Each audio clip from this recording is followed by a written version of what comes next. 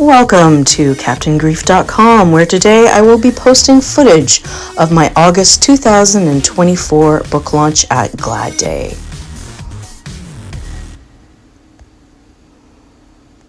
You are still here with me in silence, I thought, not washing me in the wake of your loss, but asking me to pass the salt from across the breakfast table. You are moving into the flow of my day, whispering to me, take another warm-boiled egg, one of Danette's positive phrases egg, the one with "you are amazing" on it in her pretty curving script. You told me to drink the puddle of milk in the bottom of my bowl, which was made sweet and spicy by Chris's homemade granola, filled with pungent candied ginger, toasted almonds, and oats. Memory stirred as I dropped the Earl Grey tea bag into the hot water. In my ear, I heard Kara shudder and say, I wish you had made that granola. Maybe it was just the breakfast that brought it back. Maybe I felt guilty. I did. Or maybe you are with me as I move into my day and I can't help but sigh and express your regrets about it. Journal entry. You bought me a lovely mason jar with a lid that sealed tightly, and I giggled at the subtlety of your hint, as it was still a cute joke between us. When you brought home all the ingredients, you were flat out asking me, albeit passively. Perhaps we were both being passive about our desires in our new roles as mothers. When you took out all the ingredients, chopped them up, and stored them back in their containers, it was helpful but awkward.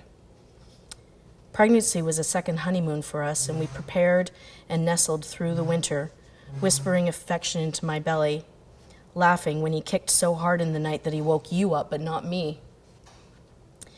When we were on the flip side of labor, reality came crashing down on me, and the wholly new landscape of childcare I was bearing up reasonably well, but under the effort I felt small and estranged from you.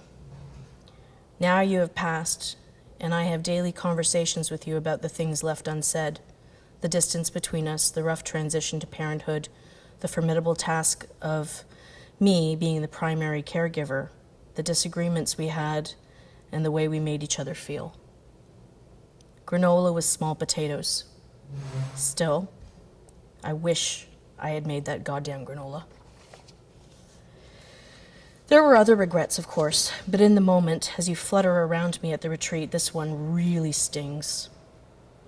All the while that I was being stubborn in my avoidance, the ingredients sat there in the pantry, carefully chopped into little cubes that were spiting me. Now I'm sad. Not just because all the little packaged portions are still there, turning stale in their prolonged state of readiness. It's that you asked me to do something, and I was too tired, hurt, sad, overwhelmed, or irritated to do it. Now there is a stabbing simplicity in my need to make peace with the ginger and walnuts and coconut that makes me want to take it all out and make a monument, not a meal. One that represents a way to say, I'm sorry. Actually making granola with it, touching it, consuming it, and saying goodbye each time I take a bite until it is all gone for good. I'm not ready to endure more loss. Listening to my thoughts as you were, you nudged me sadly and said, it can't stay in the cupboard forever. What if it goes bad? Ugh. Practical.